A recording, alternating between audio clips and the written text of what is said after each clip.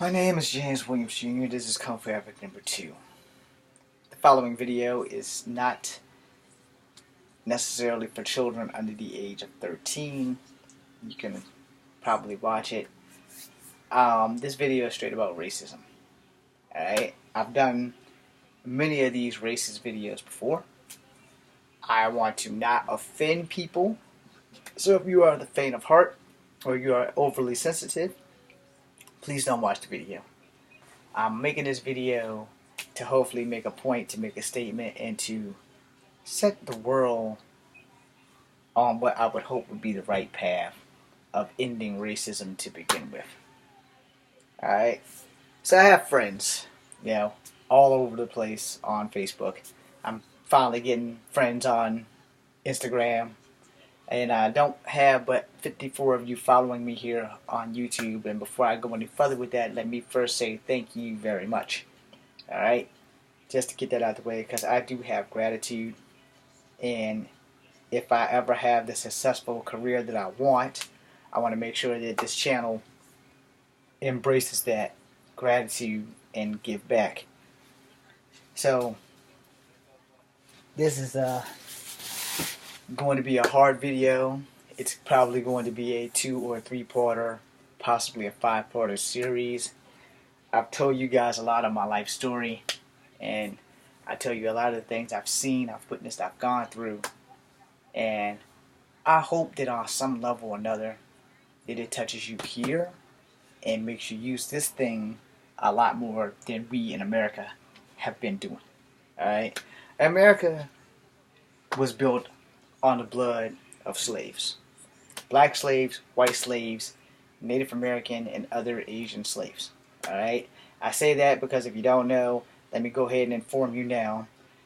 If you're Native American, whether you are from the Northern Hemisphere, the First Nations in Canada, the Eskimos, Greenland, Iceland, all the Native Americans from the top of the North Pole to the south tip of the South Pole.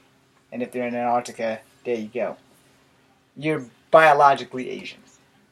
Getting that out of the way, a lot of people don't understand it. Native Americans had slaves, not to the degree of the European black slave thing, but they had slaves too. Every continent in the world more than likely have had slaves or prisoners of some sort. They don't teach this to your children because we don't want their heads to explode when they're 7 years old and come to find out of the truth in the confines of our shaded past. Racism is a double-edged sword. Alright? So, let's be blunt. A lot of black people think that there are no black racists. A lot of white people think that there are no black racists. A lot of Asian people think that there are no Asian or white or black racists. You people have been riding with blinders on. Alright? I said it, and I said it bluntly, and I ain't taking it back. You're going through life like this.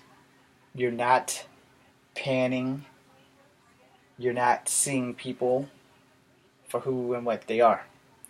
There are good and bad people in every ethnicity on this planet. You don't have to like it, but you will have to accept it.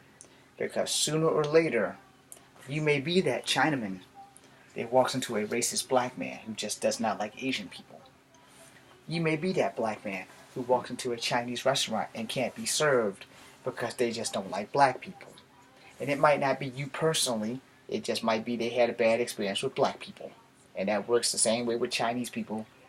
The black people may have had a bad experience with Chinese people. Same thing with white people. It may have had that they just had a bad experience. They might not be racist or prejudiced at all. They just may have had one bad experience.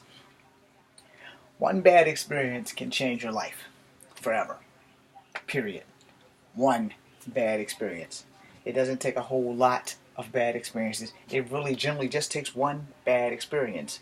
And in the case of racism, that one experience starts a chain reaction, which builds into a tiny pop, which builds into a Roman candle, which builds into a fucking stick of dynamite, which builds into C4, which builds into a napalm grenade. which does not stop. I've only been out of the country in my lifetime maybe 7 times. No passport required because I've only been to Canada. And in Canada, I was never a victim of racism. I've never seen so many races get along. And maybe I was just there on a good week. And maybe Canada does have some racism. Maybe they don't. Maybe they do. I'm not going to swear to it either way because I don't live in Canada. Now, the one incident that I did have in Canada was where I had 2 friends who were Canadians. One was an English-speaking Canadian and one was a French-speaking Canadian. And they were arguing over what Canada was better, as French as their national language or English or whatever the hell the big clusterfuck was. And they both were white guys. But they were arguing over it's better to be a French Canadian than a Canadian Canadian. And I'm like, I said, but you guys both from Canada. Why y'all just can't like see that? And it's like, it's kind of the same thing as if you, being this color, walks into a room with everybody who's this color. And yes, there is a color wheel amongst black people. Y'all don't want to admit it. No one wants to see it. No one wants to openly, honestly say anything about it because we don't know how to address each other as humans. But we have a color scale. A lot of the browner skinned people, like my arm color versus my true color, see that the true color people see themselves closer to white people. Okay? And a lot of the true color light skinned people see the browner or even darker people as lower. Now, a lot of people don't know that this exists because a lot of people are walking with blinders on. When I was making my movie Guardians of the Earth, let me first salute my bro, Courtney Monroe, because he was okay with dark insults. I was against it, like completely against it, because this the thing that takes us apart and the thing that unites us is who we are here and what we let fly out of here. Alright? Which isn't always the best thing. It's why you should think before you speak. So we made these movies. It's basically a webisode, and it's called Guardians of the Earth, and I hope by the end of the summer I can have it up and running. I have to go and price a hard drive at Best Buy sometime between today and tomorrow. But before I go, I want to touch on this because Courtney has been a victim of reverse racism. I have been a victim of reverse racism, and many of you have probably been a victim of reverse racism. For the old school people who have mingled in the race of people of color, I'm sure they have been called once or twice nigger lovers, chink lovers, nitty lovers, that kind of shit. But those are the people who exist so that I could come into existence. Okay? My mother's father's father was white. My grandfather could pass for a white man with a tan. And if you see my mother, she could straight pass for a white person. I lost her in Scottsville, literally. I've also lost her in CVS. So, my mom told me once when she was younger, they used to call her a zebra. Because they didn't know. And I guess just like me, I didn't want my mom coming to school because I didn't want kids to see how light she was. She obviously didn't want her parents coming to school because they called her a zebra. And because my grandmother is Native American and black, my mom is exceptionally light. She's like pale. She's the lightest in the whole family. And in our domain of her 7 kids, I have a sister under me that's as light as my mom, if not lighter. And I have a brother under me that's as light as my mom. The rest of us have fairly brown to yellow skin. And we definitely vary because my true color is up here. If I strip down and get naked, you'll see the farmer's tan. No, I'm not going to do that unless I get paid. But, like Playgirl magazine, if they want me naked, they can shell me out some cash so that I don't have to work as hard as I'm doing now. But that's not here or there. All of my aunts were red bones. My mama was Omega red bone. My dad, on the other hand, my dad's dad was black. His mom was Native American. And her mom was Native American. but my dad had more black genes than Native American genes. His great grandmother was my great grandmother, his grandmother. You could not tell if she was happy that she had black grandkids. You couldn't. But love is blind, and it's kind of why I support interracial relationships, and it's why I only date certain women. Mixed girls or Asian girls are my preference, and I get all holy hell and flack about it, but I get to choose who I'm going to procreate with. I'm not just going to choose somebody to make someone else happy. Alright? Racism has also ruined relationships. Forbidden love and that kind of bullshit. And I would hope to never be a father like that. That if a black man makes my daughter happy, treats her well, treats her like she's the greatest gift that God ever gave him, I would want my daughter to be with that guy than somebody who's the same color of her, who's bitch slapping her around and beating her up and everything, and their second daddy gets involved. It's, no daddy, don't do that, daddy. And women do that dumb shit because they love these dumb bastards that's beating their ass. Again, the only reason I'm bringing that up is because racism destroys relationships. A man that's willing to treat your daughter right, it shouldn't matter if the motherfucker was green. As long as he treats your daughter the way you would want her to be treated, like a human being, and you want her to be loved and safe, so that when you're old and dead, you know that she's going to be taken care of by that man. Problem is, a lot of our young girls pick dumbass men. That part's not here or there. I have been the victim of racism on 2 or 3 aspect scales, depending on how you want to call it. Let's go ahead and say 3. I've only been reverse racism the most. I've had 1 bad Native American experience. I've had 1 bad white experience. Okay, maybe 3 bad white experiences, but they were all something from grade school to middle school to high school and on a job. I had a lot of black reverse racism a majority of my life because those half-breed jokes never stop. Those half-breed insults never stop. And you realize as you're growing up that their ignorance is because they just don't know. That they're secretly mixed too and don't know it. Because a lot of us Americans, if you are black and you were born in America, you're not an African American unless your parents literally migrated or immigrated from Africa to America. And there's nothing wrong with being black. But just know that you're not African American. No. No offense to Africa. I have been a victim of racism from Africa by Africans. That happened in high school and it happened in college. And I couldn't figure out why. And then I know some guys from Africa who are fucking awesome. That aren't racist towards mixed people like me.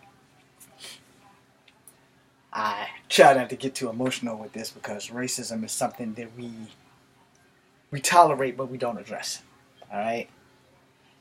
I have addressed these things quite a few times. In high school was my very first bad black versus Africa experience. Now this kid had curly hair like me, and I've told the story before, so long and short is he told me that if I ever go to Africa, Africans would shoot me when I get off the plane. So I just checked Africa off I want to visit that on my bucket list. Alright? Not just because I don't want to get shot for something that I can't change, but what if this asshole was telling the truth? So, I decided that if at all possible, I'm never going to Africa. Period. I'm going to make sure that's in my contract. You can take me anywhere, but we're not going to Africa. That's it. And the movie has to be filmed in Africa. You can green screen my shit. Because they've already told me I'm going to get shot when I get off the plane. Which is not cool. No. And when I met the guys from Trinidad and Tobago, the wheelchair basketball team, they had also told me that Africans didn't like people from Jamaica or Trinidad And then I thought, oh, okay, well, it's not just me. It's not just black Americans. Now, let's play devil's advocate because I've met some Africans that are fucking awesome who told me it's not all of Africa, it's just some of Africa. That doesn't ensure my safety. Yeah, that just ensures that I may be welcome there, or I may be welcomed there by a bullet. Say, yeah, I still don't want to go to Africa. I have seen racism at its worst.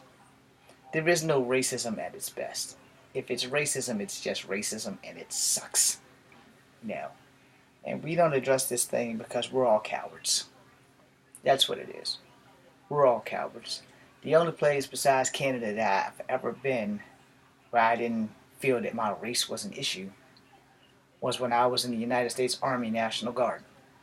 Because we're all green there. Everybody is green. We eat, breathe, and sleep green. If the world had more of a military state of mind where this Asian man from Hawaii is my brother, when we put these dog tags on, we're brothers. And we take them dog tags off, we're brothers. When we're knee deep in shit and bullets are flying at us, we're still brothers. We get to arguing in the barracks, we may have a sock party, we're still brothers. In the civilian world, that shit doesn't happen. Because in the civilian world, no one sees past this or this. They see it. They're like, oh, yeah, we got a half-breed here.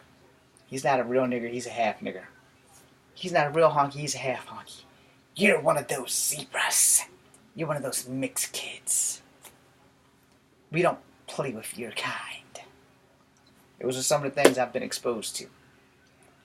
I can tell you, the majority of those have come from more blacks than whites.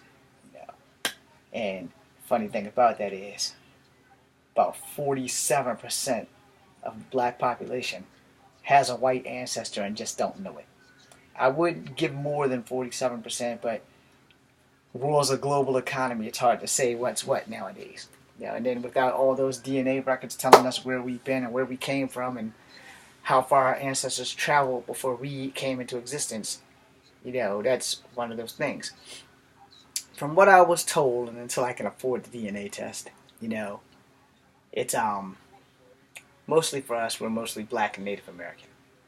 So, therefore, I wouldn't know what the white gene was in us. I just know that we have white in us, and if you look at my mom, you can clearly see that we got some white in us. But it's hard to address something when no one has the courage to do so. Stay tuned for the next video.